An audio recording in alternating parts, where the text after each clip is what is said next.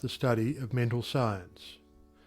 I have frequently been questioned about my reasons for taking up the study of mental science and as to the results of my search, not only in knowledge of principles, but also in the application of that knowledge to the development of my own life and experience. Such inquiries are justifiable, because one who essays the role of a messenger and teacher of psychological truths can only be effective and convincing as he or she has tested them in the laboratory of mental experience.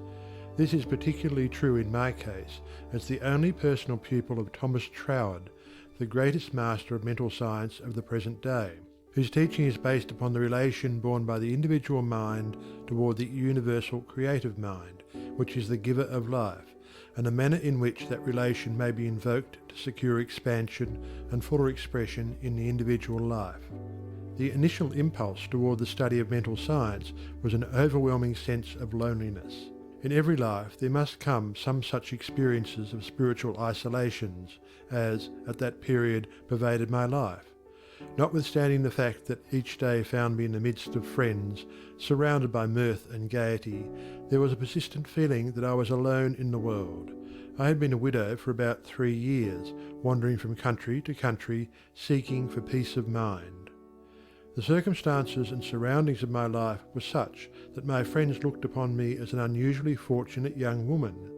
Although they recognised that I had sustained a great loss when my husband died, they knew that he had left me well provided for, free to go anywhere at pleasure, and having many friends. Yet if my friends could have penetrated my inmost emotions, they would have found a deep sense of emptiness and isolation. This feeling inspired a spirit of unrest that drove me on and on in fruitless search upon the outside for that which I later learned could only be obtained from within. I studied Christian Science, but it gave me no solace, though fully realising the great work the scientists were doing, and even having the pleasure and privilege of meeting Mrs. Eddy personally. But it was impossible for me to accept the fundamental teachings of Christian Science and make practical application of it. When about to abandon the search for contentment and resign myself to resume a life of apparent amusement, a friend invited me to visit the great seer and teacher Abdu'l-Baha. After my interview with this most wonderful of men, my search for contentment began to take a change. He had told me that I would travel the world over seeking the truth, and when I had found it, would speak it out. The fulfilment of the statement of this great seer then seemed to be impossible, but it carried a measure of encouragement, and at least indicated that my former seeking had been in the wrong direction. I began, in a feeble and groping way, to find contentment within myself, for had he not intimated that I should find the truth? This was the big thing, and about the only thing I remember of our interview. A few days later, upon visiting the office of a New Thought practitioner, my attention was attracted to a book on his table entitled The Edinburgh Lectures on Mental Science by Thomas Troward. It interested me to see that Troward was a retired divisional judge from the Punjab, India. I purchased the book, thinking I would read it through that evening. Many have endeavoured to do the same thing, only to find, as I did, that the book must be studied in order to be understood, and hundreds have decided, just as I did, to give it their undivided attention. After finding this treasure book, I went to the country for a few days, and while there studied the volume as thoroughly as I could. It seemed extremely difficult, and I decided to purchase another book of Troward's, in the hope that its study might not require so much of an effort.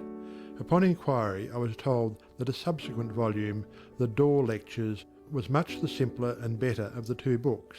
When I procured it, I found that it also must be studied. It took me weeks and months to get even a vague conception of the meaning of the first chapter of Door, which is entitled Entering into the Spirit of It. I mean by this that it took me months to enter into the spirit of what I was reading. But in the meantime, a paragraph from page 26 arrested my attention as seeming the greatest thing I had ever read. I memorized it and endeavoured with all my soul to enter into the spirit of Troward's words. The paragraph reads, "My mind is a centre of divine operation. The divine operation is always for expansion and fuller expression, and this means the production of something beyond what has gone before, something entirely new, not included in the past experience, though proceeding out of it by an orderly sequence of growth. Therefore, since the divine cannot change its inherent nature, it must operate in the same manner with me. Consequently, in my own special world of which I am the centre, it will move forward to produce new conditions, always in advance of any that have gone before. It took an effort on my part to memorise this paragraph, but in the endeavour towards this end, the words seemed to carry with them a certain stimulus. Each repetition of the paragraph made it easier for me to enter into the spirit of it. The words expressed exactly what I had been seeking for. My one desire was for peace of mind.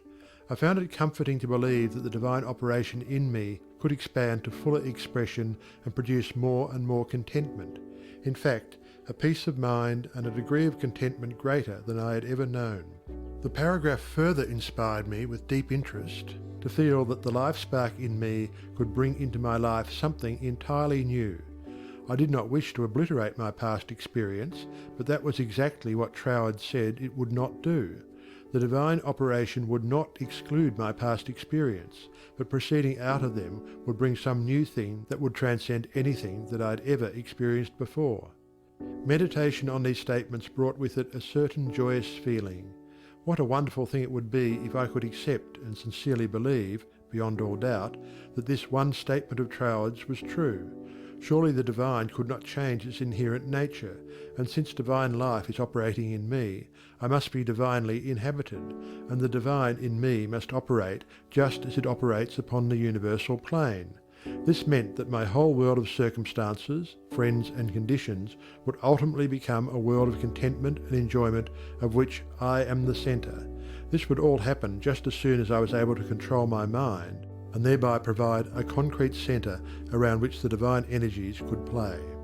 Surely it was worth trying for. If Troward had found this truth, why not I? This idea held me to my task. Later I determined to study with the man who had realised and given to the world so great a statement. It had lifted me from my state of despondency. The immediate difficulty was the need for increased finances.